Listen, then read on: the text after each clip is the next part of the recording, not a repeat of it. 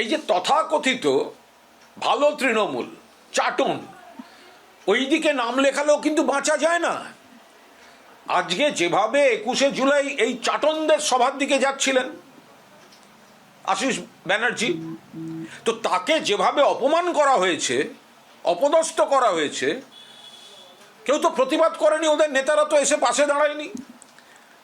একজন মানুষ, বর্ষিয়ান রাজনীতিবিদ এত মনকষ্টে আছেন যে এইভাবে মৃত্যু হচ্ছে, কই তাদের নেতারা? গোটা বীরভূম তো নাকি ভালো তৃণমূল হয়ে গেছে, গোটা বীরভূম তো চাটন চাটন চাটন চাটন, কই এই মানুষটার পাশে দাঁড়ালেন না তো?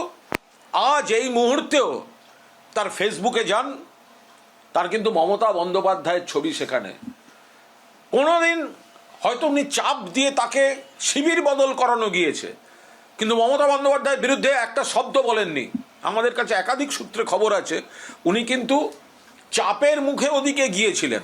বীরভূমের যারা যারা নিজেদের পাপ বাঁচাতে ওদিকে গেছেন, তারা আশিসবাবুর মতো একটি লোককে সঙ্গে নিয়ে যাওয়ার জন্য চাপ দিয়েছিলেন। উনি দিদির সঙ্গে থাকতে চেয়েছিলেন।